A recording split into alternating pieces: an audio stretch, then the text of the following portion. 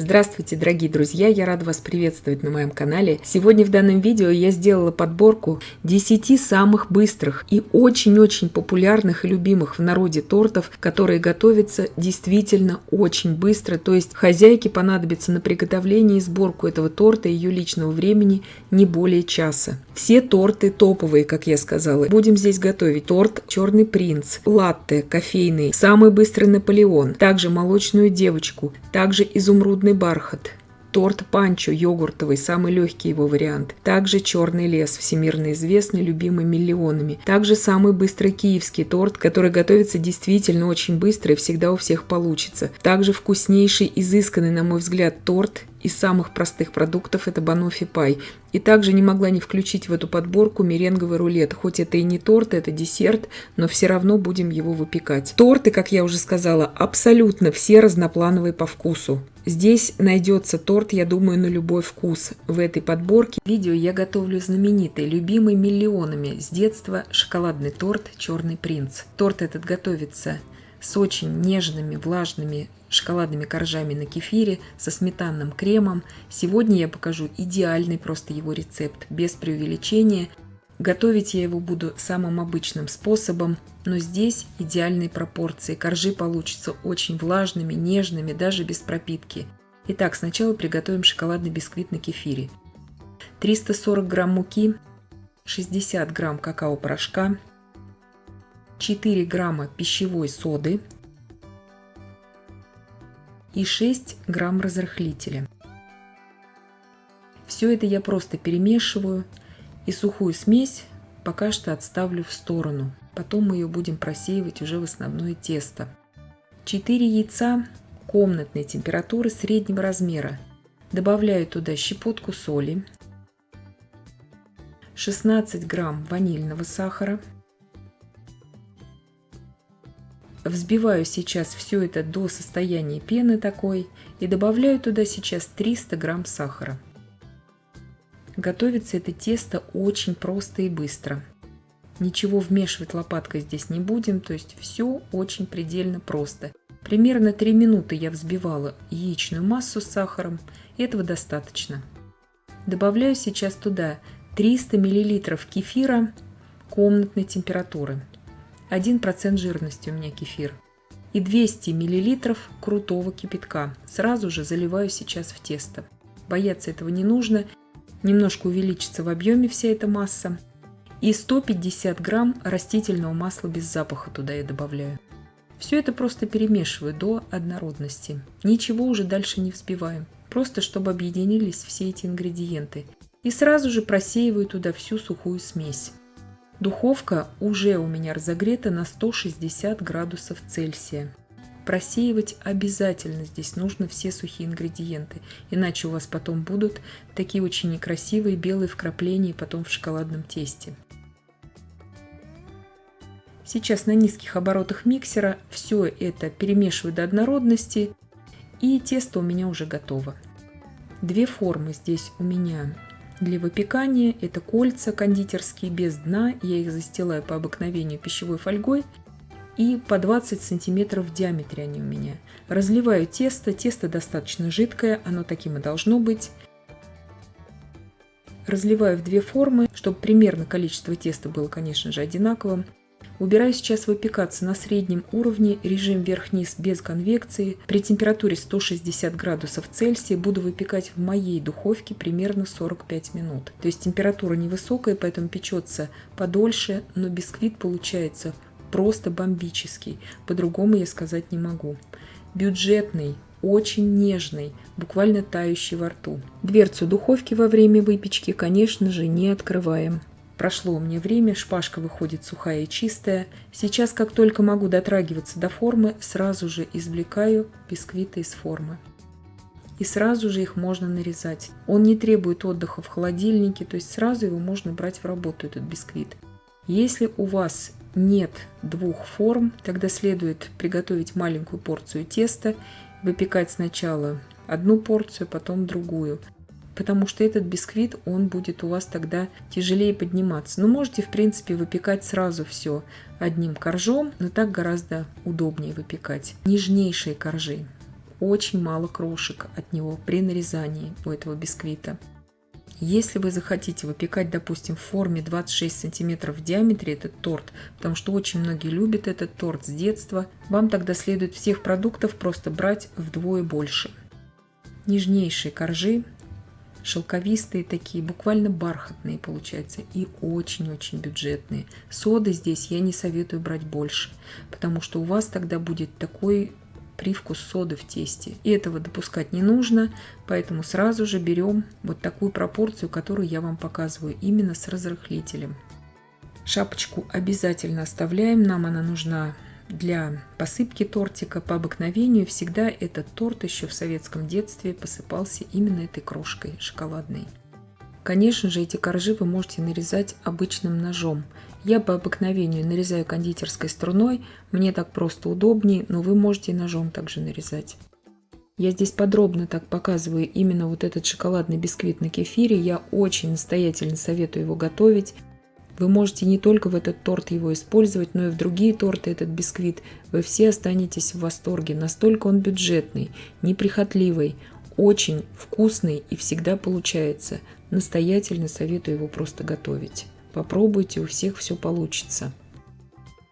Буквально тающие во рту бисквиты. Я вот сейчас перекладываю их, просто для вас показываю, насколько они нежные. То есть, видите, они такие шелковистые прям получаются. И в то же время вот настолько они вкусные, как будто ты ешь уже какой-то тортик с шоколадным кремом, когда ты пробуешь сам бисквит. Очень советую его готовить, использовать. Просто очень бюджетная выпечка получается. Можно его кушать как самостоятельный десерт. Вот такой он нежный. И готовим быстрый крем. 400 мл очень холодных сливок для взбивания. 16 грамм загустителя для сливок. 16 грамм ванильного сахара туда добавляю. И 50 грамм сахарной пудры. Взбиваю сейчас все до устойчивых пиков. Сливки с загустителем взбиваются очень хорошо, и всегда все получится. Добавляю туда сейчас 400 грамм жирной сметаны, 30% жирности, тоже очень холодной, из холодильника. И все это просто взбиваю до однородности. Долго ничего здесь взбивать нельзя, иначе крем будет разжижаться у вас. Просто чтобы масса объединилась. Загуститель будет хорошо держать эту массу. Если вам это не бюджетно покажется, допустим, сливки, вы можете использовать также отвешенную сметану. Как отвешивать сметану? Огромное количество роликов есть в интернете. Просто поищите в поисковике, как отвесить правильно сметану. В моей стране, где я проживаю, и сливки для взбивания, и сметана, 200 мл сливок и 200 грамм сметаны, вот такой жирный, стоит одинаковую цену. Поэтому для меня этот крем по бюджетности выходит такой же, если бы я отвешивала сметану. Каждая страна имеет свои цены, и смотрите уже по своим ценам. Но этот торт обязательно делаем всегда со сметанным именно кремом. Сейчас на каждый корж я использую по 200 грамм крема. Я отвешиваю каждую порцию крема на весах, так мне просто удобнее работать. Особенно для новичков я всегда советую отвешивать крем в прослойку. У вас тогда будет ровный, аккуратный тортик, и вам самим будет приятно вот так работать сразу. А остаток крема я буду использовать на покрытие торта сверху и с боков. Я собрала все коржи, ставлю сейчас в кольцо этот тортик. Если у вас нет ацетатной пленки, вот как я сейчас ее использую, вы можете просто хорошие канцелярские папки использовать для этого. Ставлю в кольцо, сейчас покрою верхний слой еще небольшим слоем крема. И вы, наверное, уже обратили внимание, что коржи я абсолютно ничем не пропитывала. Эти коржи очень влажные получаются. Крем сметанный тоже дают свою влагу, поэтому коржи не пропитываем. И оставшимся кремом я покрываю верх торта, потому что неудобно было бы уже с этим кремом ставить в кольцо все это. Убираю сейчас торт примерно на 2 часа в холодильник. Остатки крема я тоже убирала в холодильник. И остатками крема я сейчас украшу боковину торта, покрою боковину торта. И щедро все это посыплю бисквитной крошкой шоколадной, как это всегда и делалось в нашем детстве. Торт вкуснейший получается, потому что именно готовили бисквит на кефире, но вот по этому рецепту, который я сегодня вам показываю. Рецепт просто идеальный. Крошку я измельчила обязательно в измельчителе, и этот бисквит очень влажный, поэтому только в измельчителе, руками невозможно его так измельчить ровно. Покрываю боковину и верх тортика. Буквально 2 часа он у меня проводил в холодильнике, вот в кондитерском кольце, и я его уже нарезаю. Сверху слегка задекорировала цветочками из мастики и сахарными бусинами. Нежнейший торт получается, просто тающий во рту. Это самый вкусный торт «Черный принц», который я когда-либо пробовала. Вот такой красивый у него разрез получается. То есть все коржи видны, все очень ровно. По 200 грамм крема. Очень советую вам. Вы можете крем без сметаны использовать. Крем на маскарпоне, сырный крем. Все, что вы хотите. Но он не должен быть здесь заварным. Именно нужен такой сливочный, такой, можно творожный крем, кто любит с творогом. Все это можете использовать, но он должен быть с кислинкой, этот крем. Именно для этого торта, иначе это уже будет другой совершенно торт, не «Черный принц». Вот так он прекрасно надламывается вилкой. Его видно, насколько он нежный, этот торт, при надламывании вилкой. Как он прекрасно держит форму при этом. И я надеюсь, что видео было полезным и познавательным. Очень быстро, незабываемо вкусный, тающий буквально во рту торт латте. На приготовление этого торта уйдет моего личного времени не более получаса. И плюс еще 20 минут на выпечку. Отстаиваться ему долго не нужно. Торт очень красивый в разрезе.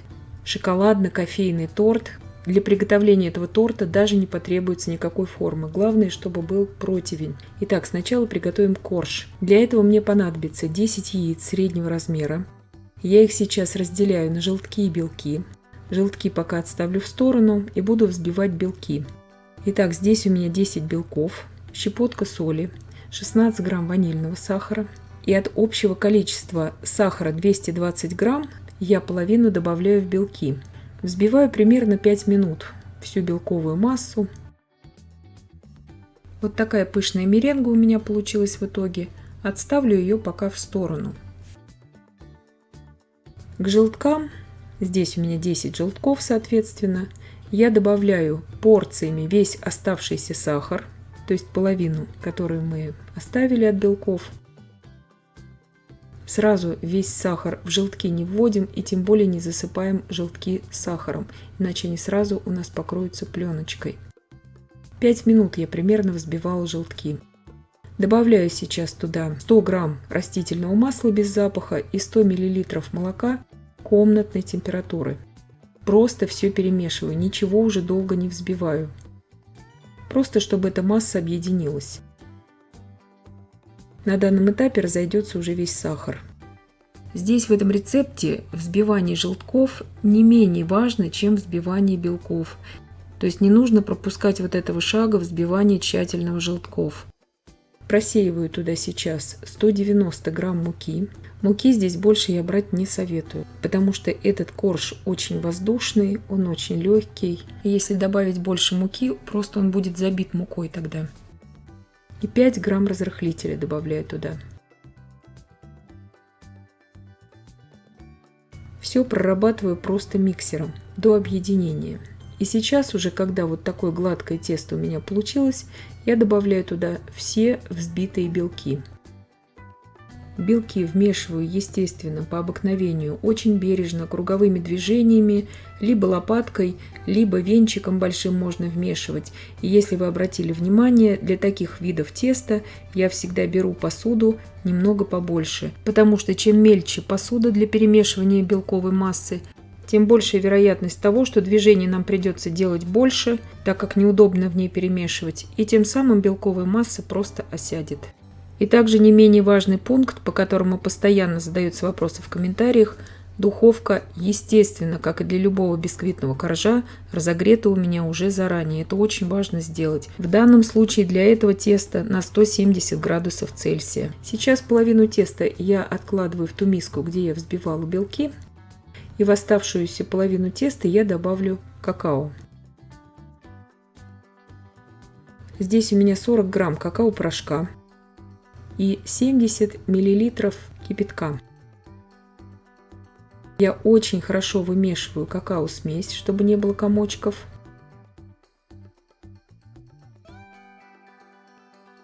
Добавляю это все в половину теста. Перемешиваю тоже бережно. Ни в коем случае не миксером, чтобы не осадить массу. Как я уже сказала, духовку я уже разогрела на 170 градусов Цельсия. Выпекать я буду этот корж буквально 20 минут. То есть печется он очень быстро, он абсолютно неприхотливый, этот корж. Самое главное, во время выпечки не открывать ни в коем случае духовку. Противень у меня в данном случае стандартный, 42 на 32 сантиметра. Я его застелила бумагой для выпечки силиконизированной. Если у вас бумага для выпечки не силиконизированная, желательно смазать ее растительным маслом. И вот здесь, внимание, сначала выкладываю я светлое все тесто на этот противень. Разравниваю обязательно, чтобы потом вот этот рисунок у нас более четким был, чтобы не было вот этих вот волн дополнительных. Если у вас нет шпателя, ничего страшного, вы можете разравнивать обычным ножом, либо кухонной линейкой. Все это делается элементарно, просто и быстро.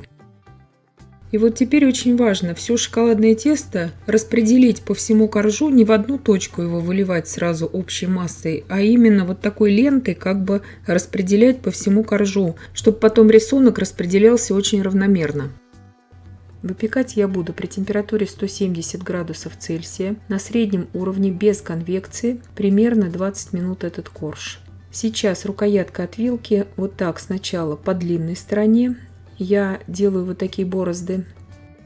Если вы тортик будете так же собирать, как я, чтобы потом был красивый разрез. Потому что этот рисунок, он красиво смотрится именно вот, если вы его правильно сделали вот эти борозды. И потом по короткой стороне противня я делаю также эти борозды.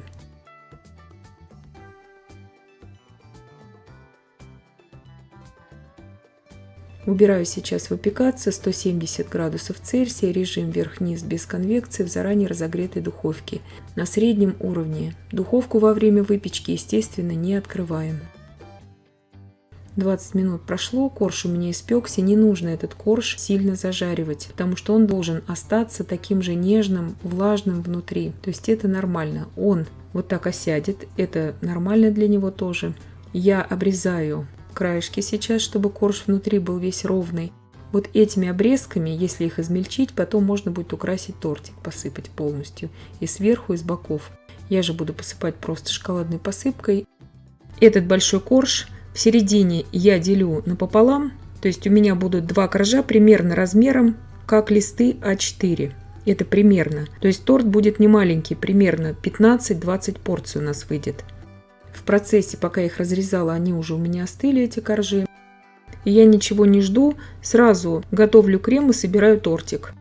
Сейчас 2 чайные ложки растворимого кофе я заливаю 1 чайной ложкой крутого кипятка. Это для крема мы уже готовим. 300 мл очень холодных сливок для взбивания жирностью не менее 33%. 50 грамм сахарной пудры, 8 грамм ванильного сахара и 300 грамм очень хорошо охлажденного творожно-сливочного сыра. Все это я взбиваю до устойчивых пиков.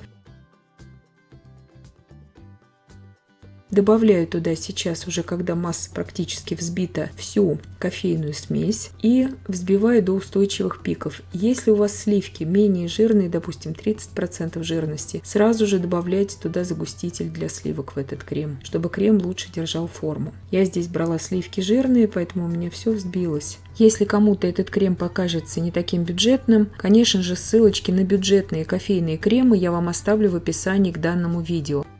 Крем визуально делю на 2 равные части. Одну часть крема наношу на нижний корж и вторую буду наносить на верхний корж. Вы видите, какие нежные эластичные коржи. Они очень влажные на вкус, тающие буквально во рту, они абсолютно не требуют никакой пропитки. Если при желании вы их можете пропитывать, но я считаю, что это вообще здесь не нужно. Также можно кофейной пропиткой их пропитывать. Но этот крем кофейный, он очень хорошую даст кофейную нотку этому торту. Этот торт большой, на 15-20 порций его реально разрезать.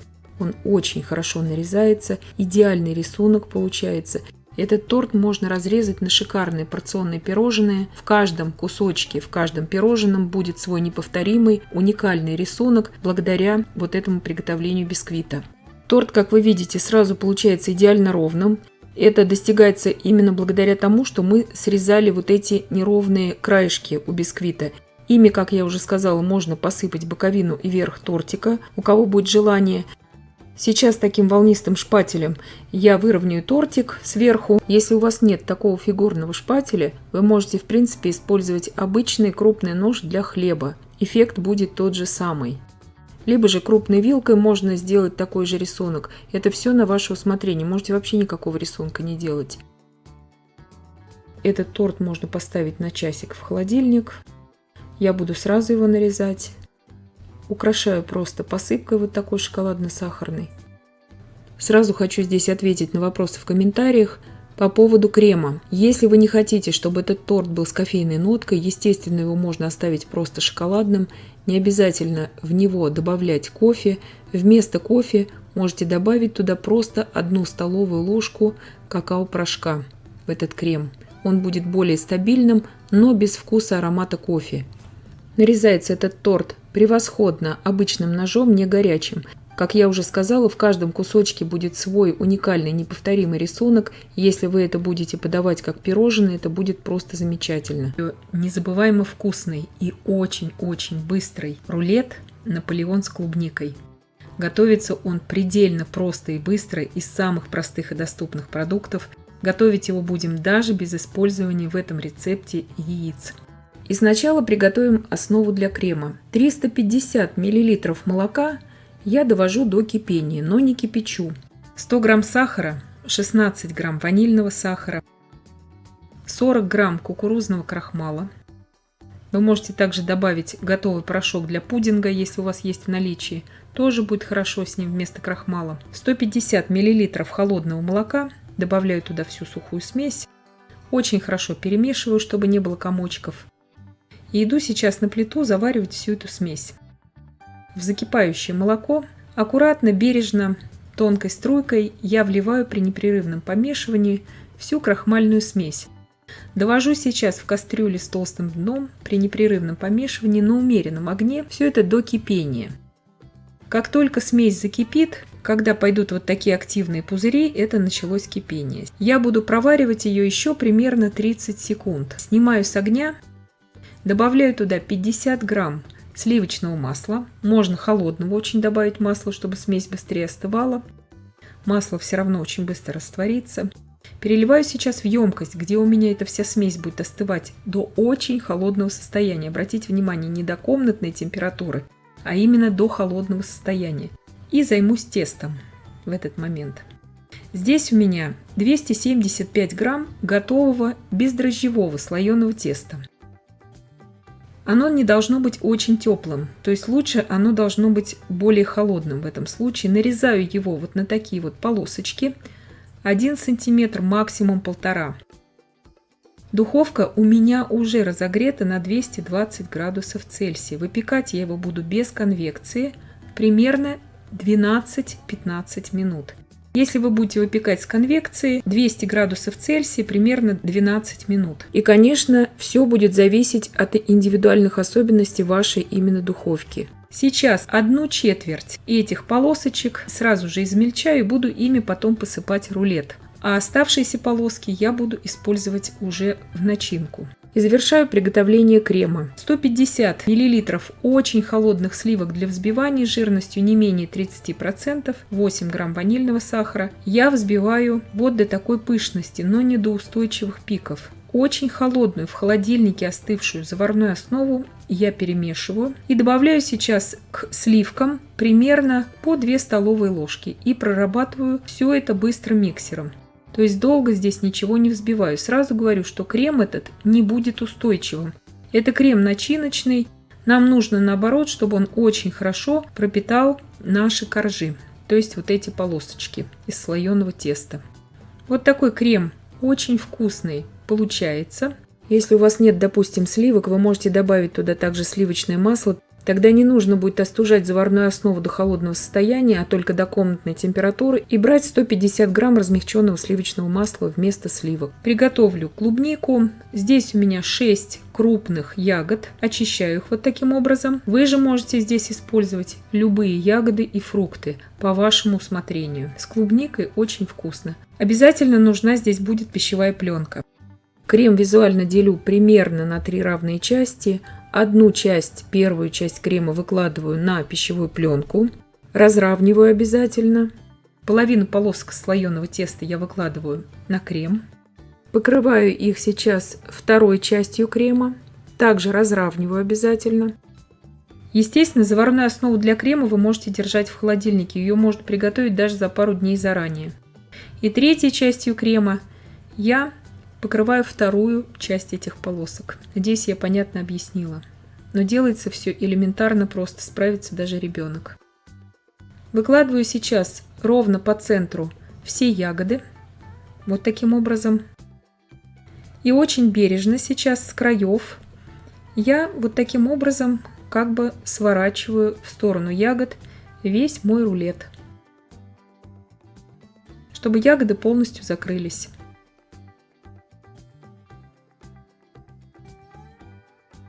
Завязываю сейчас пищевую пленку и убираю в холодильник минимум на 3 часа. Я уберу на 3 часа. Очень хорошо убрать на ночь, чтобы все это пропиталось. Но я покажу, как будет после 3 часов уже все это прекрасно нарезаться. 3 часа у меня прошло. Полоски из слоеного теста еще слегка похрустывают. Если вы любите очень влажный такой торт Наполеон, тогда следует хотя бы на 5-6 часов убрать. Сейчас посыпаю посыпкой из слоеного теста, которое мы приготовили заранее. И в принципе наш рулет уже готов. Его можно уже подавать к столу. Вот такой красивый он в разрезе получается.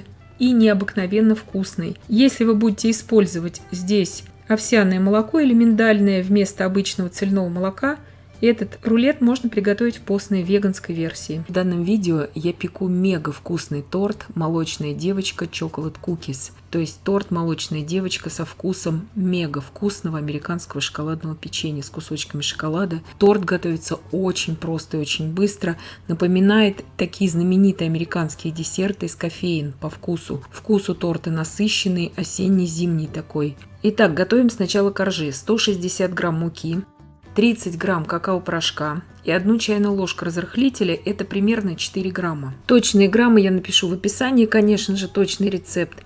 Перемешиваю, отставляю пока в сторону. 2 яйца среднего размера комнатной температуры, 100 грамм растопленного сливочного масла. Масло ни в коем случае не должно быть горячим.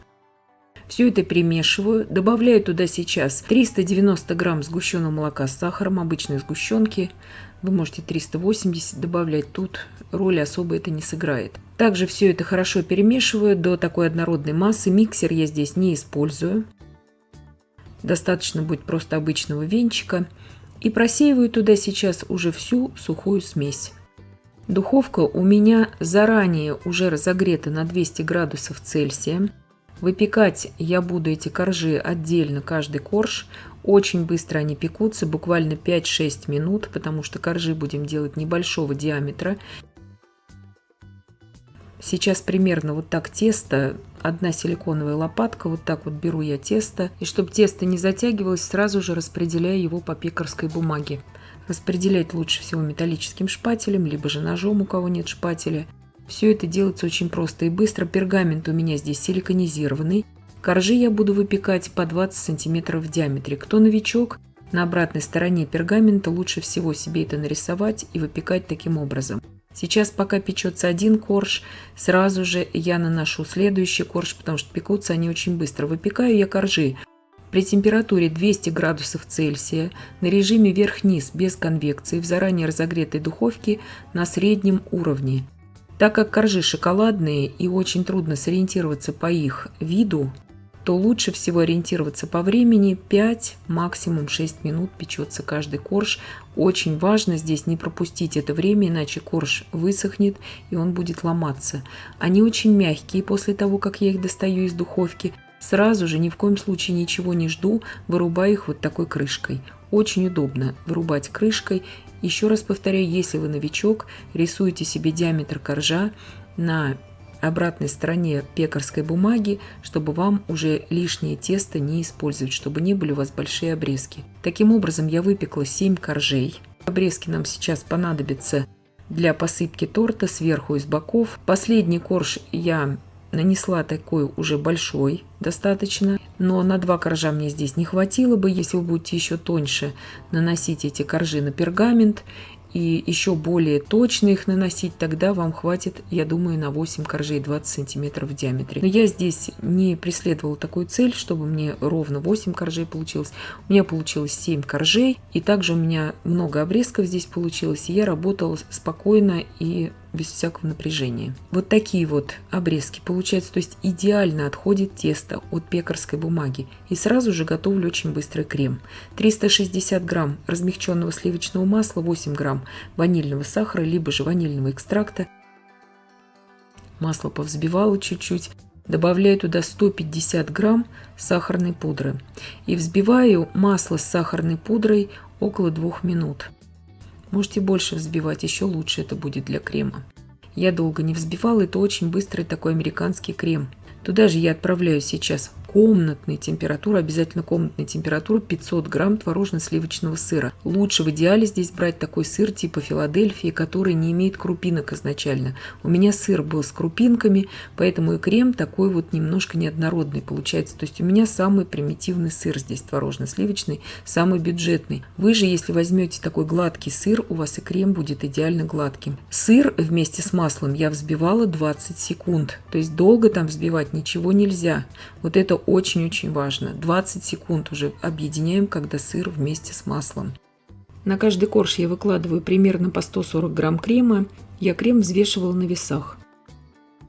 Здесь у меня 100 грамм покупной шоколадной крошки. Шоколад у меня здесь молочный. Обязательно нужно брать молочный. С горьким шоколадом будет невкусно. Я не натирала этот шоколад, а именно покупной. Сейчас он везде продается. Очень советую так вот сделать. И вкус идеальный получается вот именно американского шоколадного печенья с кремом и с шоколадом внутри. Шоколадные капли я не стала использовать в тесто. Так гораздо вкуснее получается вот с таким шоколадом, с шоколадной крошкой. Вот таким образом сейчас собираю весь торт. То есть у меня будет 6 прослоек с шоколадом. Шоколад я здесь распределяю на глазок, но так делаю ближе к центру, чтобы хорошо коржи склеивались между собой. Сразу хочу сказать по поводу замены этого крема на другой. Этот крем именно придает вкус вот этому торту того самого американского печенья. Если вы будете заменять каким-то сметанным там кремом, заварным, все это будет уже абсолютно другой на вкус торт. То есть вы можете заменять чем хотите, но это будет совершенно другой торт. На каждый корж я использовала примерно по 140 грамм крема. Я отвешивала его на весах, этот крем. И остатками крема я выравниваю верх и боковины тортика. То есть также 140 грамм у меня осталось на верх и на боковины. Конечно же, этот торт я украшаю в таком домашнем стиле. Вы можете его украшать абсолютно любым кремом, шоколадным ганашем, обтягивать его под мастику. Этот торт очень стабильный, очень хорошо переносит перевозку. Обрезки я сейчас измельчила в измельчителе, посыпаю получившейся крошкой верх и боковины торта. И в принципе торт у меня уже готов. Я его никуда не ставила, ни в холодильник, торт очень быстрый. То есть его собрали и сразу же можно подавать уже к столу. Вот чем хороший этот торт, он очень быстрый, очень просто готовится. Еще раз хочу вернуться к основе этого торта, именно к этому крему. Все дело здесь в этом американском креме. Кому-то, может быть, он покажется небюджетным, но американская выпечка, она, как правило, очень насыщенная, там много сыра, много масла, и поэтому она вся кажется небюджетной. Но вот этот именно вкус, потому что очень многие просили меня в комментариях приготовить такого рода тортик, я его приготовила. Вот этот вкус достигается именно вот таким видом крема и таким видом коржей. Здесь я из остатков коржей, из обрезков вырубила кондитерской насадкой вот такие вот как бы печеньки и украшаю ими торт сверху. Этого можно не делать, это просто все на ваше усмотрение в виде таких печенек домашних, скажем так. Сразу же нарезаю, он у меня абсолютно ни минуты не стоял в холодильнике торт, он сразу же уже очень пропитанный, коржи здесь мега вкусные, потому что молочная девочка, шоколадные коржи, они тают во рту. Хотя крем и на масляной основе, но он тоже очень хорошо пропитывает эти коржи. Торт необыкновенно просто вкусный. Прекрасно надламывается вилкой, прослеживаются все коржи, все эти шоколадные посыпки. И я надеюсь, что видео было полезным и познавательным. Я делаю очень популярный, можно даже сказать модный торт в наше время, который подходит на любой праздник. Это торт «Изумрудный бархат». Торт очень нежный на вкус, влажный, сочный, без добавления пищевых красителей. Его будем готовить на натуральной основе. Итак, здесь у меня 200 грамм промытого свежего шпината. Шпинат молодой я беру. Я его измельчила ножом. И сейчас добавляю туда 150 грамм подсолнечного масла без запаха. И также добавляю туда цедру одного лайма. Также можете добавить цедру лимона. Но с лаймом вкус просто бомбический получается. Вот до такой консистенции я все это пропюрировала. Здесь 4 яйца комнатной температуры весом примерно по 50 грамм без скорлупы. 2 пакетика ванильного сахара по 8 грамм. И щепотка соли.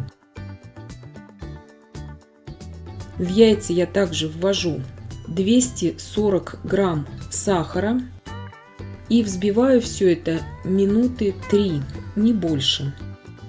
Сахар ввожу порциями. Вот такая посветлевшая масса должна в итоге получиться. Сейчас в эту массу я вливаю всю шпинатную смесь. Вкус шпината абсолютно не чувствуется в этом торте. Чем моложе шпинат, тем нежнее он во вкусе. Также 30 мл сока лайма, либо же сока лимона можете добавлять. Но мне кажется, что сейчас лайм купить это вообще не проблема, особенно в больших городах. Все это просто перемешиваю до однородности, чтобы цвет теста стал однородно зеленым. Вы также можете использовать, конечно же, и замороженный шпинат, просто цвет будет менее интенсивным тогда у теста. 300 грамм муки, 8 грамм разрыхлитель для теста, просеиваю все в жидкую смесь. И просто перемешиваю до однородности, ничего взбивать не нужно. И в принципе тесто уже готово. Духовка у меня уже разогрета на 160 градусов Цельсия. Выпекать буду на режиме вверх-вниз без конвекции. Здесь я застелила фольгой 3 формы диаметром по 17 сантиметров. Заливаю их таким равным количеством теста. И отправляю выпекаться примерно на 25 минут. Палочка деревянная выходит сухая и чистая, коржи испеклись. Сейчас, как только я могу дотрагиваться до форм, я тут же освобождаю бисквиты из форм.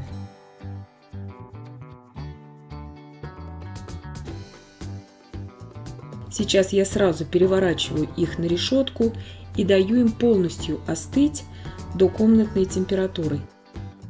И сразу же начинаю их нарезать. Я снимаю с них просто шапочки.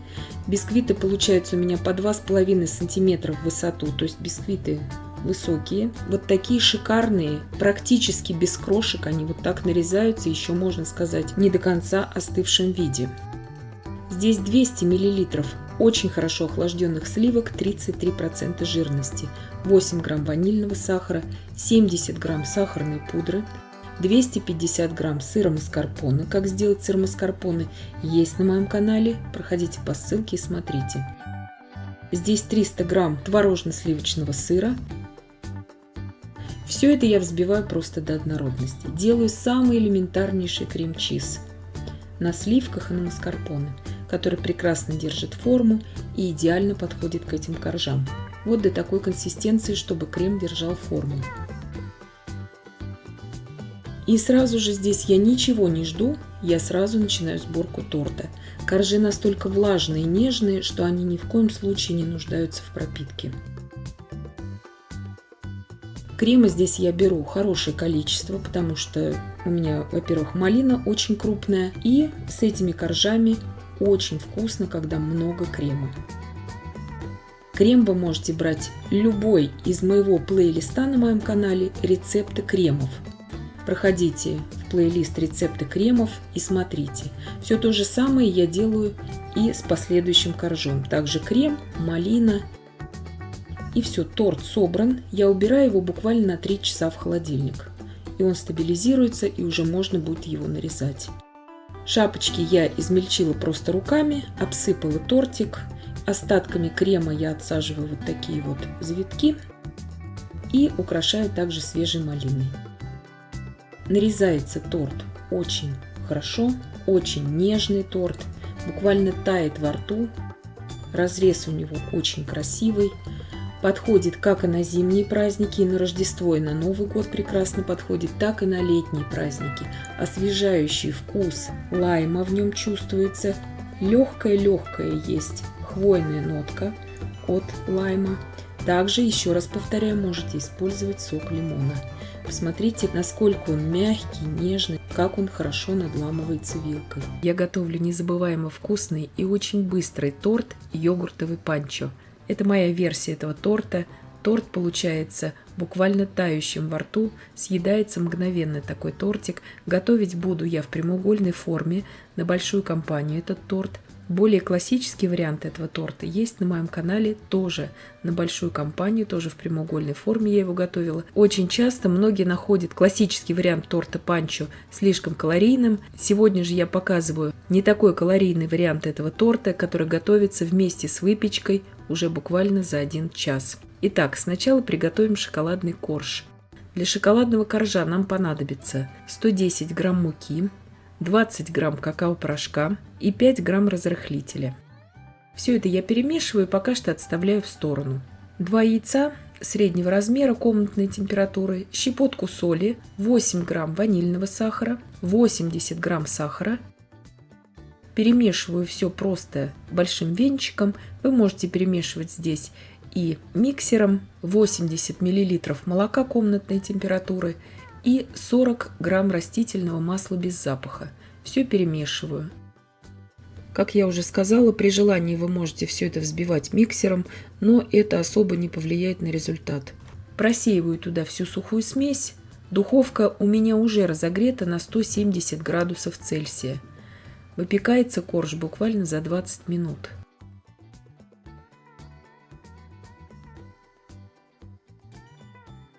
Форма у меня здесь 28 на 18 сантиметров. Также можете брать смело круглую форму 24 сантиметра в диаметре. Я все это напишу в описании под видео. Выпекался корж у меня 20 минут на среднем уровне, без конвекции. Духовку, конечно же, во время выпечки не открываем. Сразу же, как только я могу дотрагиваться до формы, я извлекаю корж из формы. Срезаю у него сейчас шапочку. Шапочка нам понадобится для начинки. И нижний корж как основа. То есть справится с приготовлением этого коржа даже человек, который вообще никогда ничего не выпекал. Нарезаю сейчас вот на такие квадратики, примерно 1,5 на 1,5 сантиметра. Шапочку от коржа. Самые крайние вот эти вот остаточки я оставлю на обсыпку торта. Делается этот торт, как я уже сказала, очень быстро. Начинку здесь можно использовать любую абсолютно. Я буду делать персик маракуйя. Йогуртовую начинку очень легкую и незабываемо вкусную. Как приготовить такой большой торт панчо, но в более таком классическом варианте, я вам ссылочку, конечно же, оставлю на то видео в описании к данному видео. Нарубаю здесь 100 грамм грецких орехов, я их не обжаривала. Вот как они у меня есть из упаковки, так я их просто нарубаю ножом сейчас. И отставляю пока что в сторону.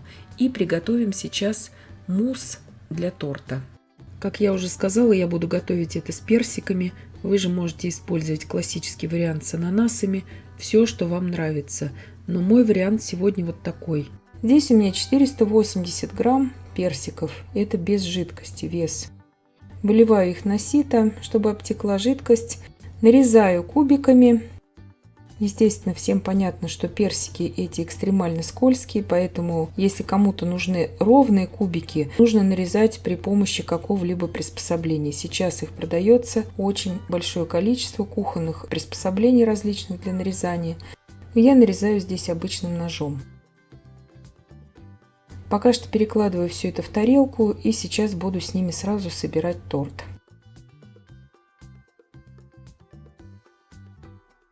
25 грамм желатина, 150 миллилитров холодной кипяченой воды, Сразу же перемешиваю, ничего не жду, иначе желатин может пойти комками. И отставляю сейчас до набухания. Желатин здесь должен быть силы не менее чем 200 блюм. Примерно 200-220 блюм. 400 мл холодных сливок для взбивания, 16 грамм ванильного сахара, 50 грамм сахарной пудры. Жирность сливок должна быть не менее чем 30% жирности. Взбиваем все до мягких пиков, не до устойчивых. Здесь у меня сок маракуйя, обычный покупной, 250 мл.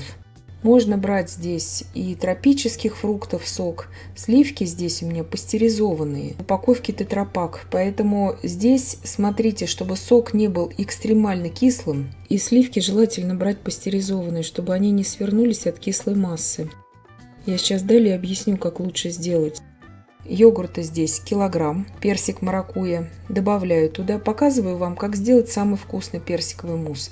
Быстро из самых подручных простых продуктов. 3,5% жирности здесь йогурт. Чем жирнее будет йогурт, тем будет вкуснее. Если вы не уверены в качестве своих сливок, лучше йогурт и сок смешать вместе и потом уже добавить к сливкам.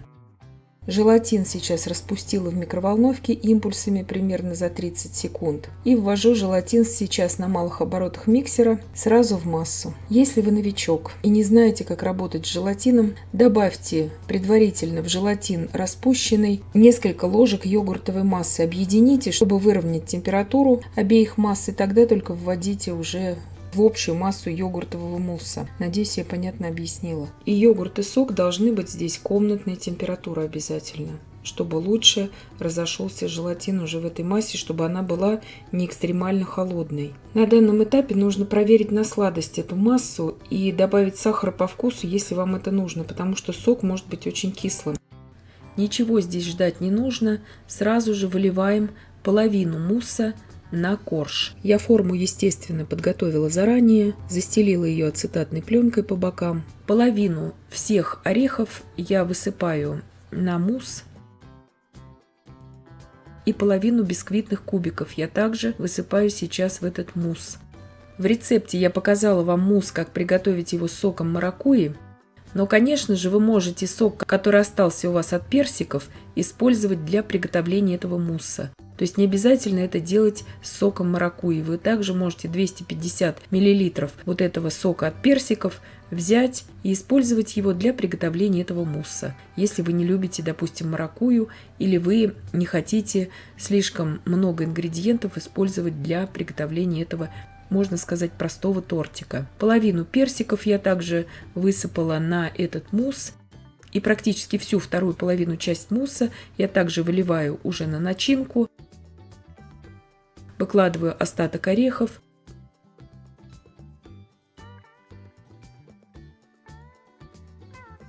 Остаток бисквитных кубиков.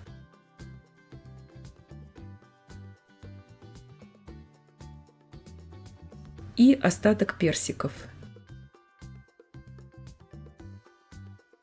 И оставшимся муссом я сейчас залью всю эту массу. То есть делается это проще простого все. Буквально за какие-то минуты. Если у вас нет ацетатной пленки, вы можете здесь использовать канцелярские папки, либо же брать более глубокую форму.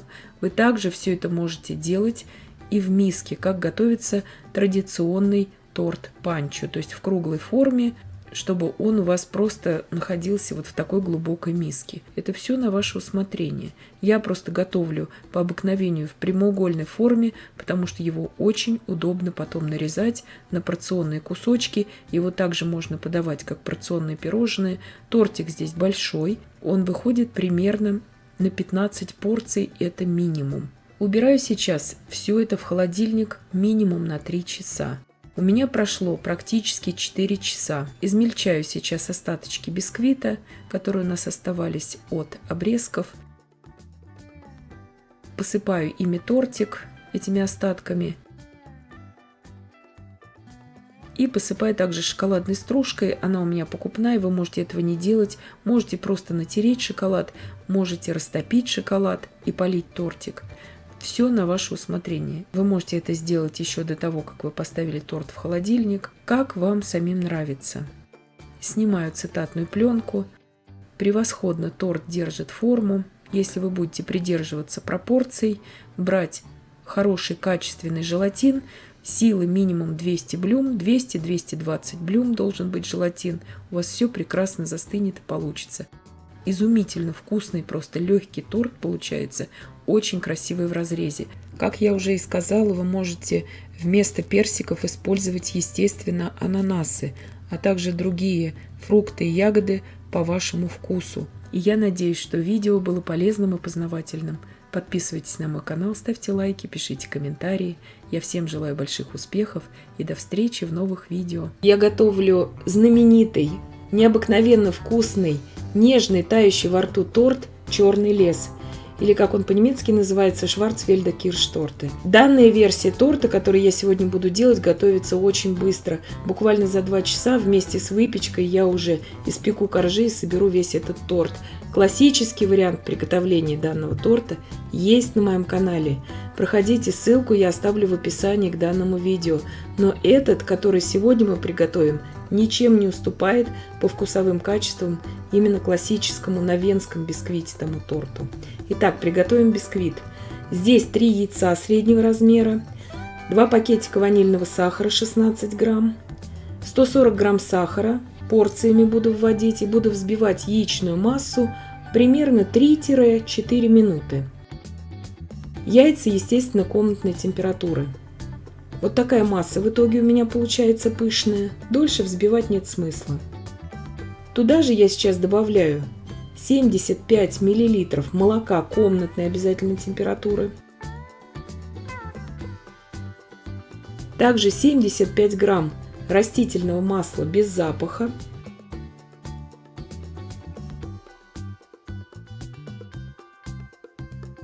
Все это просто перемешиваю, ничего здесь не взбиваю. Сахар на данном этапе уже должен полностью раствориться. 170 грамм муки я туда просеиваю. Духовка у меня уже разогрета на 175 градусов Цельсия. Вот это важно. Также я добавляю туда 30 грамм какао-порошка. Какао-порошок у меня не алкализованный, обычный. 9 грамм разрыхлителя. И я добавляю туда щепотку соли. Все это просто перемешиваю венчиками. Ничего здесь больше не взбиваю. Лопаткой перемешивать тоже нет смысла. Тесто достаточно здесь стабильное, оно никуда у нас не осядет, потому что мы используем разрыхлитель. Форма у меня будет 20 сантиметров в диаметре. Форму я ничем не смазываю. Выпекать будем при температуре 175 градусов Цельсия в заранее разогретой духовке, режим вверх-вниз без конвекции. Примерно 35-40 минут. У меня прошло около 40 минут, бисквит испекся. Нажимаем сверху, он пружинит. Также проверяем деревянной шпажкой, она должна выходить у нас сухая и чистая. Как только он остыл у меня до комнатной температуры, я сразу же нарезаю его на коржи. Бисквит на вкус как очень легкий шифоновый бисквит получается. Вообще к торту Шварцвельда Киршторте, вот черный лес торт, используются всегда очень легкие бисквиты. Венский бисквит есть на моем канале, классический. Но для многих тяжело его делать, кому-то не бюджетно кажется, потому что он на сливочном масле. А вот этот, на мой взгляд, он ничем не уступает по вкусу венскому именно бисквиту. Этот бисквит очень легкий на вкус, дополняет собой именно любую начинку, он как бы ее раскрывает. 3 коржа мы уже приготовили заранее. И сейчас мы уже приступаем к приготовлению начинки. Итак, здесь у меня 350 грамм вишни и 330 грамм вишневого компота, в котором вишня у меня была в банке. 45 грамм кукурузного крахмала, 1 чайная ложка корицы и 2 столовые ложки лимонного сока свежевыжатого. Все это просто перемешиваю. Компот у меня очень сладкий, поэтому сахара я дополнительно туда не добавляла. Вы же смотрите по сладости своего компота. На умеренном огне в кастрюле с толстым дном при непрерывном помешивании довожу сейчас до кипения. Как только пошли первые пузыри, провариваю еще примерно 30 секунд и снимаю с огня. Итак, добавляю туда теперь всю эту консервированную вишню. Просто аккуратно перемешиваю, и вишневая прослойка уже у нас готова. Сразу же сейчас будем ее использовать в торте. По поводу корицы вы можете ее брать, можете не брать здесь в начинку, но у нас в Германии обычно ее используют, потому что очень много вариантов приготовления этого торта, но в классическом варианте приготовления используется. Здесь в обычную кипяченую воду я добавляю ромовый ароматизатор для пропитки. Вообще в классическом варианте используется вишневая настойка, так называемая киршвассер. Это спиртной такой напиток вишневый, но вы можете использовать все, что вы хотите. Коньяк, также можете использовать вишневый ликер, иногда я беру, можете использовать киршвассер, то есть это типа такой вишневой водки. Можете и безалкогольную делать пропитку. Итак, сейчас 2 коржа я пропитала и выкладываю ровно по половине прослойки вишневой на каждый корж. Видите, как удобно. Средний корж я выложила на такую временную подложечку, и просто потом очень аккуратно я переложу уже при сборке торта и соберу таким образом торт. Здесь очень важно дать остыть этой прослойке до комнатной температуры, пока мы в это время приготовим крем.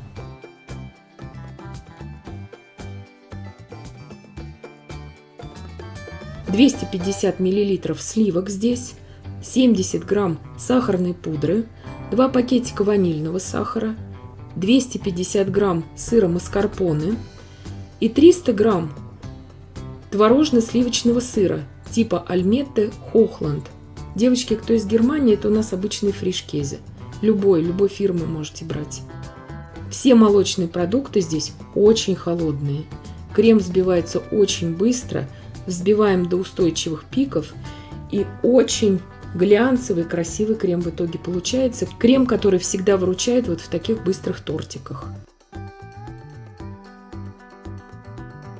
И сразу же мы приступаем сейчас к дальнейшей сборке этого торта. Вишневая прослойка у нас уже остыла до нужной температуры, пока мы готовили крем. Я даже не ставила все эти коржи в холодильник. Если у вас будет лето, очень жаркое, когда вы будете готовить этот торт, вы можете на 10 минут поставить в холодильник. И сразу же дальше собирать. Мы этот торт сегодня готовим без желатина. Готовится он очень просто и очень быстро.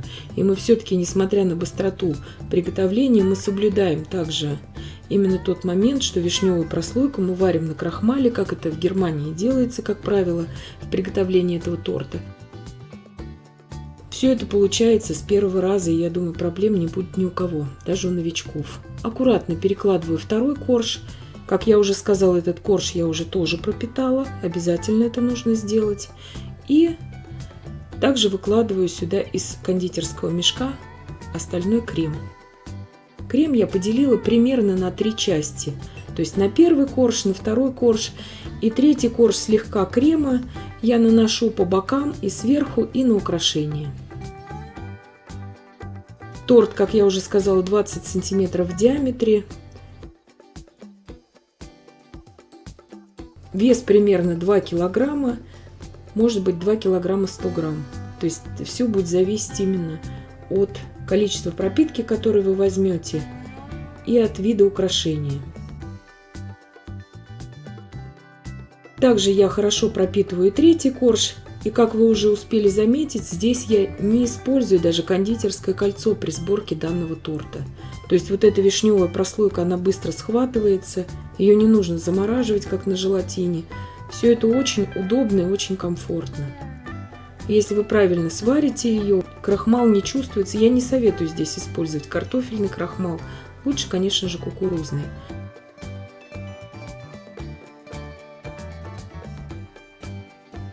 Здесь у меня обычная покупная крошка шоколадная. Я посыпаю там, где считаю нужным, и делаю завитки из остатков крема. Насадка у меня здесь кондитерская 1М. Выкладываю здесь вишни в сиропе. И, в принципе, торт у меня уже оформлен. Это классическое, по сути, оформление торта Шварцвальда Киршторта или торта «Черный лес» из региона Шварцвальд. Поэтому он так и называется. Там у нас вишни растут, очень много вишни. плантации вишневые, поэтому именно оттуда он и происходит, этот торт.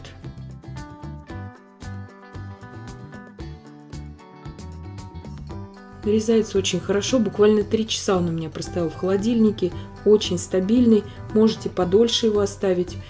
И он будет именно пропитанным, таким сочным. Вкусы очень хорошо здесь сочетаются все в этом тортике. Забываемо вкусный, легендарный киевский торт, быстрый его вариант, без глютена. Готовить я его буду простым ручным миксером, получится у всех по этому способу этот тортик. Он будет не круглый, а прямоугольный у нас в этот раз. Классический вариант киевского торта есть на моем канале уже пару лет. Ссылочку вам оставлю в описании. Мне понадобится сейчас 140 грамм орехов кешью. Орехи я здесь взяла обжаренные. На мой взгляд, вкуснее с обжаренными орехами получается. Я их измельчаю просто вот так вот скалкой в пакете. Вы же можете измельчать в измельчителе. Здесь вы, конечно, можете брать абсолютно любые орехи. Во-первых, грецкие орехи, фундук. Я также вторым орехом здесь буду использовать миндаль, потому что он нейтральный во вкусе. И благодаря этому орех кешью будет доминировать во вкусе. Все на ваше усмотрение. Высыпаю пока что в миску. Я здесь просто для наглядности высыпаю в миску, чтобы ничего никто не перепутал. Здесь у меня 120 грамм молотого миндаля. Добавляю туда кешью и также 40 грамм кукурузного крахмала. Безглютеновую версию готовлю, поэтому добавляю кукурузный крахмал. Можно взять обычную муку. В классическом рецепте и идет мука. 10 яиц среднего размера я разделяю на желтки и белки. Очень важный момент. Если у вас белки не состаренные, то есть вы их не оставляли на сутки, можно взять, как я в этот раз, просто яйца, которые у меня постояли при комнатной температуре несколько дней, и использовать эти яйца. В том видео моем по приготовлению классического киевского торта круглого я говорю о состаренных белках, поэтому я оставлю вам ссылочку, а вы, пожалуйста, посмотрите, я говорю там о состаренных белках также. Итак, здесь у нас 10 белков. Добавляю туда щепотку соли, 2 пакетика ванильного сахара, взбиваю до состояния такой пышной пены и добавляю сейчас порциями 300 грамм сахара. Здесь можете брать и сахарную пудру, более мелкий старайтесь брать сахар. Желтки для крема у нас остались, как вы видите, я их накрыла обязательно крышечкой, перемешала предварительно, чтобы они у нас не покрылись пленочкой, и потом уже ничего с ними невозможно будет сделать. Итак, белки у меня взбивались примерно 5 минут, маломощный ручной миксер 300 Вт. Вот до такой глянцевой устойчивой меренги красивой. Сейчас ввожу туда порциями, очень аккуратно, это здесь у меня просто ускоренная запись идет, бережно, в несколько приемов, круговыми движениями, вот такими складывающимися, я ввожу всю сухую смесь. Духовка у меня здесь, внимание, разогрета на 150 градусов Цельсия. Выпекать здесь я буду с конвекцией. Делать я это буду просто, чтобы это все было побыстрее. Если у вас нет конвекции вдруг в духовке, здесь следует тогда без конвекции выпекать этот корж при температуре 120 градусов Цельсия примерно 2,5 часа. Это все уже по вашей духовке. Я сейчас с конвекцией буду выпекать 60 минут, ровно 1 час, 150 градусов Цельсия. Я все это напишу в описании к данному видео. Разравниваю обязательно и убираю выпекаться. Духовку не открываю во время выпекания. Если вы захотите вдруг сделать этот вариант круглым, именно с таким же временем выпекания, тогда следует брать большой диаметр у этого торта, и у вас будет только 2 коржа. Или же 3 коржа по 16 сантиметров в диаметре, и коржи также будут невысокими. Прошел ровно час. Я извлекла уже корж из духовки, вынимаю его сразу еще в теплом виде из формы и сразу же снимаю его с этого пергамента. Для чего я все это сейчас делаю? Чтобы разрезать эти коржи, пока они еще мягкие, они еще недостаточно такие твердые, только боковины. Вот так вот уже испеклись, что они до сухого состояния. Я разрежу сейчас на 3 абсолютно равных коржа, чтобы тортик выглядел идеально ровно. Потому что потом, когда коржи уже совершенно высохнут, разрезать идеально ровно их просто не получится. Остаточки от торта мы, конечно же, будем использовать для обсыпки торта, боковины торта. И сейчас, когда я вот их разрезала, вы можете их уже оставить так и кушать. Кто любит мягкий вот такой киевский торт. Это все на ваше усмотрение. Я люблю, чтобы он был просушенный, И буду дальше выпекать, высушивать при температуре 120 градусов Цельсия в моей духовке примерно 45 минут. То есть в разы быстрее производится здесь выпечка, чем в круглой форме, потому что если вы делаете такой домашний вариант, так гораздо быстрее и удобнее. Итак, а в это время я приготовлю крем-шарлотт. 300 мл молока, отправляю туда 420 грамм сахара и 16 грамм ванильного сахара. Мне здесь уже с ванильным сахаром вместе. Перемешиваю все и довожу эту молочную смесь до кипения. Желтки я убирала в холодильник, потому что очень жарко все-таки в помещении. В более крупную посуду перелила, просто здесь все это я делаю для видео. Вы сразу можете просто эти желтки в большую посуду разделять. Накрыла тоже крышкой, чтобы желтки не заветривались. Молочная масса у меня закипела, и я ее на умеренном огне проваривала еще ровно 2 минуты. Сейчас аккуратно вливаю ее в желтки. Желтки не сварятся. Вот так вот на лопатку можете силиконовую просто наливать. И так будет очень удобно. Сироп такого полупрозрачного вида будет. Молочный вот этот с сахаром. Так и должно быть. Если вы новичок, лучше здесь брать большой ковшик для варенья сиропа, чтобы вам удобнее было наливать сразу, держась за ручку в желтки. Отправляю обратно кастрюлю на плиту. Вливаю в нее сейчас всю желтковую смесь полученную. И сейчас на очень умеренном огне довожу всю эту смесь при непрерывном помешивании до кипения, желтково-молочную, скажем так. Здесь очень важно на очень умеренном огне все это варить, чтобы желтки не свернулись. Но они и не свернутся, потому что вот этот сахарный молочный сироп, он очень хорошо препятствует вот этому сворачиванию. И здесь очень важно постоянно помешивать, то есть не останавливаясь. Здесь я просто останавливаюсь, чтобы вам показать, как выглядит масса. И как только она у меня закипит, я даю ей прокипеть еще примерно полминуты, 20-30 секунд на очень умеренном огне. Когда уже пойдут вот такие характерные пузыри, провариваю слегка, она загустеет уже, эта смесь, и сразу же снимаю с огня, то есть максимум 30 секунд со времени появления вот этих вот пузырей. Переливаю через сито, потому что когда я разделяла желтки и белки, у меня белок попадал сюда в желтковую массу, поэтому я перетру все это через сито сейчас. Вы можете также сделать, можете не делать этого, но я люблю, чтобы крем был красивый. Крем-шарлотт, он вообще очень красивый. Убираю до комнатной температуры остывать. Итак, у меня прошло около 45 минут, коржи мои полностью высохли. При температуре 120 градусов Цельсия, режим вверх-вниз, с конвекцией я их сушила. Это вот второй раз, когда я их сушила. Завершаем приготовление крема шарлотт. 500 грамм размягченного сливочного масла я повзбивала примерно около 3 минут. Заварная основа остыла у меня до комнатной температуры. Ни в коем случае она не должна быть холодной здесь. Сейчас добавляю туда несколько капель ромового ароматизатора. Вы можете столовую ложку коньяка туда добавить в крем. Это все на ваше усмотрение. Я делаю безалкогольный вариант. И всю заварную основу, сейчас остывшую до комнатной температуры, я ввожу в масло. Сразу взбиваю, сразу крем густеет на глазах. Обязательно масло должно быть не ниже 25 градусов Цельсия, чтобы у вас не свернулась эта масса. Вообще обычно без крахмала масса не сворачивается. Я имею в виду заварная основа, если сварена без крахмала. Крем очень красивый получается, глянцевый, идеально весь соединяется. И все пропорции напишу вам в описании к данному видео.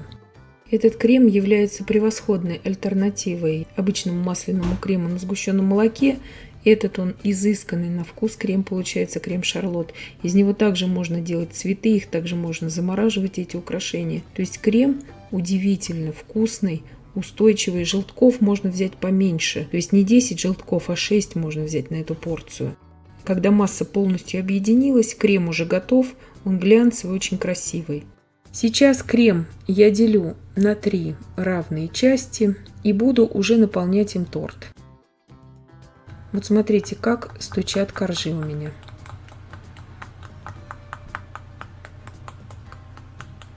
Начинаю сборку торта. Первые 2 части сейчас выложим без какао, и 3-ю часть я сейчас сделаю с какао. По вкусу получается идеальный киевский торт. Кто захочет сделать по классическому рецепту, Проходите, пожалуйста, по ссылке, я вам оставлю в описании к данному видео.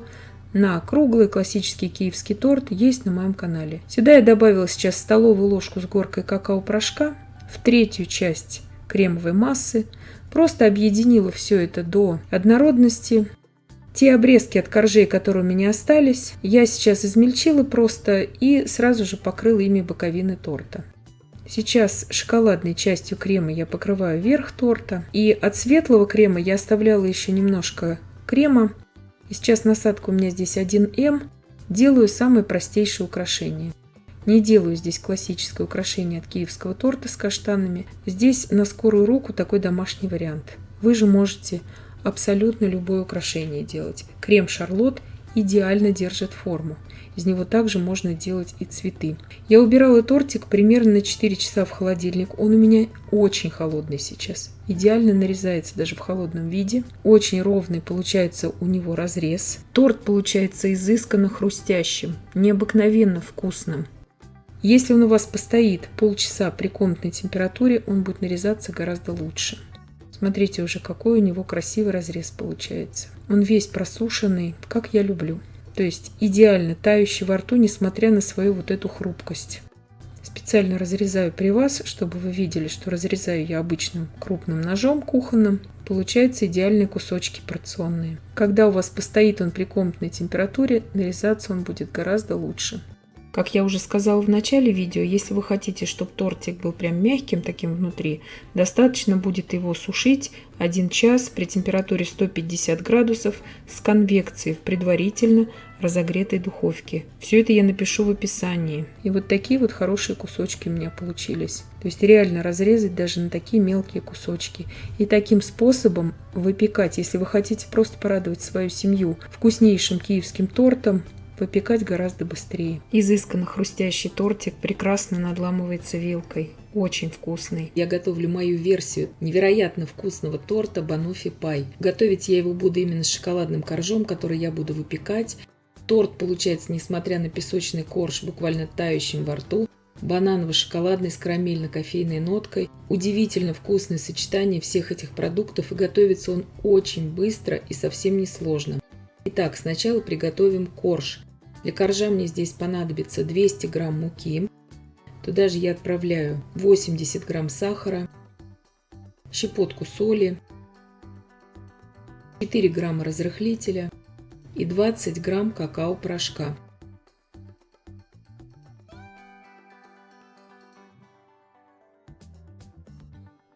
Вообще, в классическом варианте торта Банофи Пай он готовится без выпечки.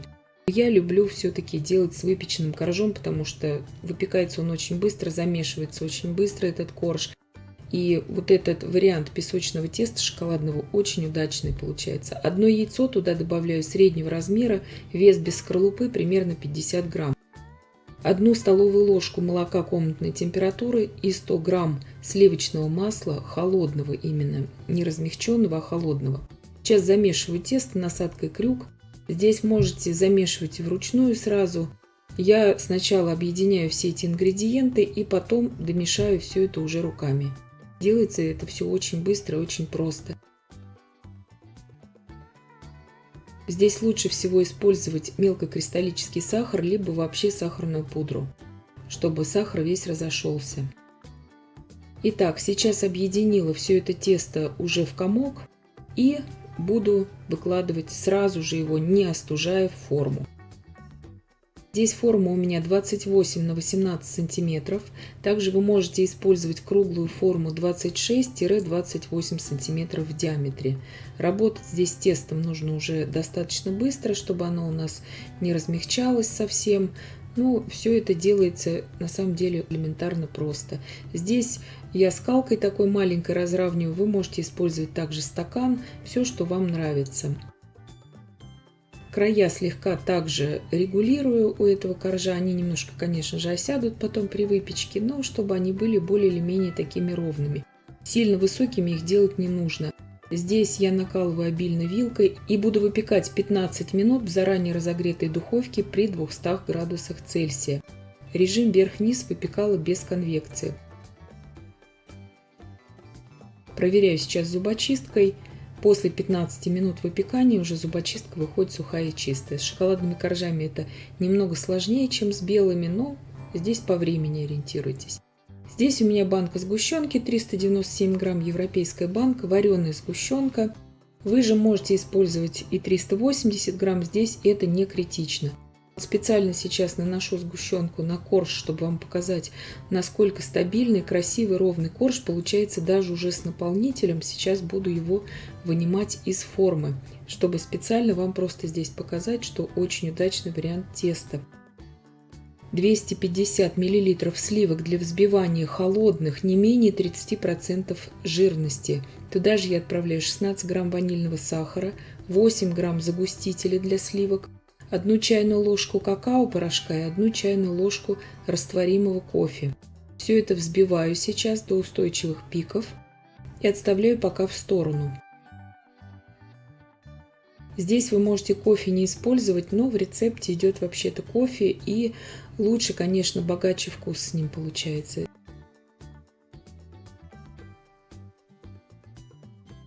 Здесь у меня связка 6 бананов, использовать буду 5 для этой формы. Один сразу убираю. Вот смотрите, сейчас показываю уже как с наполнителем. Этот корж идеально выходит из формы. Просто чтобы вы посмотрели, можете пользоваться этим тестом. Оно очень быстрое и очень удобное. И здесь лучше, еще раз повторяю, либо сахарную пудру использовать, либо мелкокристаллический сахар. Сейчас все это оставляем вот так вот уже как заготовку. Нарезаю сейчас бананы. Бананы нарезать, конечно же, лучше уже после того, как готов крем. Бананы мелко не нарезаю. Нарезаю где-то по 1,5 сантиметра вот такими вот кольцами. И укладываю сейчас полностью, заполняю поверхность уже со сгущенкой. Здесь вместо вареной сгущенки можно использовать любую карамель. Карамельный соус, все, что вам нравится. Кто-то использует даже нутеллу, я знаю. Все, что вам нравится, можете использовать. Огромное количество рецептов карамели есть на моем канале. И без использования сливок на молоке есть карамель. И с глюкозным сиропом, и с инвертным сиропом. И различные виды карамели также со сливками. Все это найдете на моем канале, если вы не хотите использовать вареную сгущенку. Вот 5 бананов у меня среднего размера ровно уместились все полностью вот на этот корж, чтобы вам просто для ориентира. Здесь крем я выкладываю уже в кондитерский мешок. Вы же можете, если у вас нету кондитерского мешка, насадки, вы можете просто ложкой выложить весь крем на эти бананы и просто разровнять это ножом или шпателем, или лопаткой силиконовой. Насадка у меня здесь кондитерская 195. Здесь любую насадку абсолютно можно использовать, просто чтобы он был немного покрасивее, этот тортик. Можно из насадки отсаживать этот крем. Торт готовится буквально за полчаса. То есть вот у кого нету времени на приготовление, гости на пороге, это очень удачный вариант.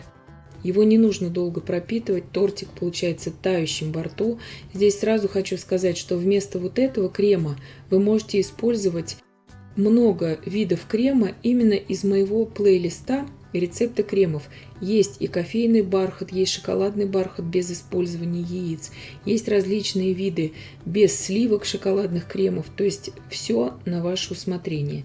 Здесь я растопила в микроволновке импульсами 50 грамм молочного шоколада и делаю вот такую паутинку. Вот этот молочный шоколад также придаст дополнительную шоколадную нотку в тортике. Тоже советую так украсить. Можно просто посыпать какао. Сейчас уберу в холодильник буквально на 15 минут, чтобы просто вот эта паутинка из шоколада схватилась. Можете не убирать, если у вас вот уже непосредственно нужно для гостей его поставить. То есть здесь долго ждать не нужно. Бананы в торте не заветриваются, сразу говорю. Если вы сразу их покроете кремом, они у вас будут храниться очень хорошо. И на следующий день они будут такими же у вас свежими внутри. Но главное их сразу покрыть кремом. Лимонным соком я здесь их не поливала предварительно. То есть это будет мешать во вкусе, и это здесь в принципе и не нужно.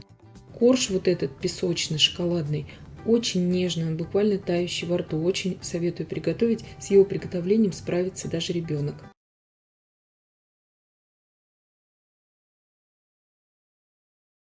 очень легкий вариант меренгового рулета. Готовится он совсем несложно, очень быстро и также быстро он съедается. И в результате у нас получится вот такой прекрасный рулет, где прослеживаются все слои, и делается он элементарно, с ним справится даже новичок. И готовить я его буду сегодня со сливочным кремом. Я считаю, что самым подходящим кремом именно для меренгового рулета. Итак, сначала мы будем выпекать сам корж. Для коржа мне понадобится, здесь у меня 180 грамм белка. Белки у меня комнатной температуры. Щепотка соли, 8 грамм ванильного сахара. Вы же можете брать ванильную эссенцию, все, что вы захотите. И начинаем взбивать до такой пышной пены, где-то примерно минуту. Когда у нас образовалась вот такая пена, я туда порциями начинаю вводить 250 грамм сахарной пудры. Сахарная пудра не должна быть с крахмалом, а чистая сахарная пудра. И я не советую вообще брать для этого сахар.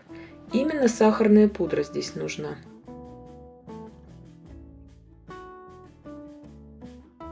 Когда мы ввели всю сахарную пудру, зачищаем бока, стенки дижи-миксера и взбиваем всю массу примерно 10 минут. Когда уже последняя минута взбивания у нас идет, я добавляю туда лимонный сок.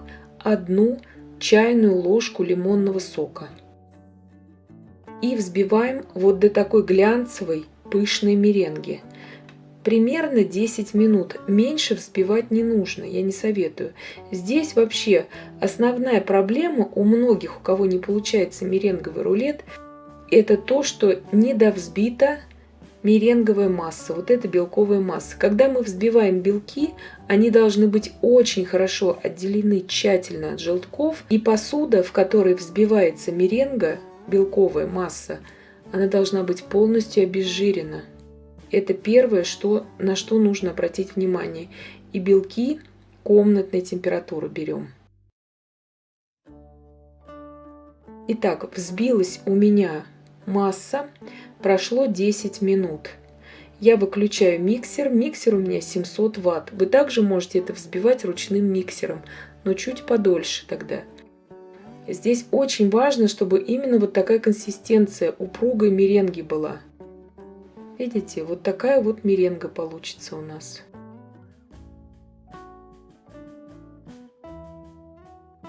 И видите, она не сползает с венчика, эта масса, а я с усилием ее стряхиваю оттуда. Вот такая она должна быть и держит вот такие идеальные пики. Теперь я добавляю туда 20 грамм кукурузного крахмала.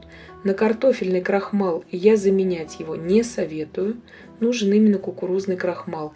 И складывающимися движениями очень аккуратно лопаткой я перемешиваю. И в итоге получается вот такая у нас масса.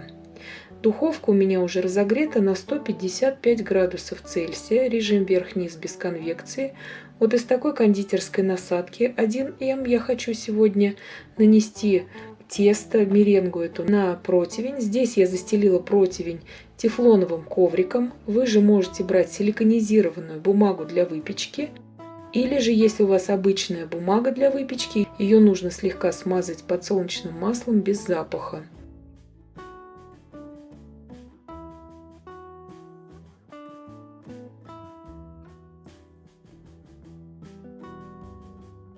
Противень у меня 40 на 30 сантиметров. Отправляю выпекаться на 30-35 минут. Пока печется корж, я быстро приготовлю крем. Самый незамысловатый, самый простой крем. 100 мл очень хорошо охлажденных сливок для взбивания, 30% жирности, 2 пакетика ванильного сахара 16 грамм и сыр маскарпоне 250 грамм. Крем готов буквально через уже 2 минуты. Как раз выпекся у меня корж. Я сейчас его извлекаю из противня. Это нужно сделать обязательно, чтобы он у вас не отсырел. Как только можем дотрагиваться до него. Беру бумагу для выпечки, накрываю корж и переворачиваю на этот пергамент корж. Снимаю аккуратно тефлоновый коврик, он прекрасно отходит от коржа. И как только у меня остыл корж полностью, я наношу на него крем. Крема здесь вот 350 грамм крема – это оптимальное количество именно для наполнения вот такого размера рулета, то есть 30 на 40 сантиметров размер коржа. Больше здесь брать нет смысла для такого летнего варианта. Также я наполняю его сегодня свежей малиной. Вы же можете любую ягоду брать по вашему вкусу. Здесь у меня 125 грамм малины. И начинаю с помощью пергамента аккуратно заворачивать рулет. Поверхность рулета не должна абсолютно прилипать ни к пергаменту, ни к рукам. То есть она должна быть абсолютно сухой и слегка даже так похрустывать. То есть она должна быть абсолютно не липкой. Если же она у вас липкая и не хрустит, значит вы что-то сделали неправильно. Заворачиваем аккуратно рулет. Сейчас я беру также подложку, аккуратно переношу на нее рулет и закрепляю все это линейкой. И я отправляю рулет примерно на 1,5-2 часа в холодильник, чтобы крем стабилизировался. У меня прошло около 2 часов, я достала рулет, теперь его можно уже нарезать. Смотрите, как он прекрасно уже нарезается обычным ножом. Все слои прослеживаются. Это просто вот краешек здесь у меня, и уже следующие слои пойдут, конечно же, с ягодой. И вот такой прекрасный разрез получается у нас в рулете. Я сегодня на главной фотографии выставила еще один рулет, просто там у меня фотография более четкая. Я их делаю очень часто, буквально, наверное, каждую неделю, потому что как он быстро делается, так же он быстро съедается. Он нравится всегда всем гостям. Я еще не видела никого, чтобы кому-то не нравился меренговый рулет. И главное правило в нем, на мой взгляд, все-таки, это правильно взбить белковую массу. Если у вас хорошо взбита белковая масса, проблем у вас никаких не будет. То есть минимум 10 минут ее взбиваем. Вот так прекрасно он надламывается вилкой. Это нежнейший, как облако, десерт, который буквально тает во рту.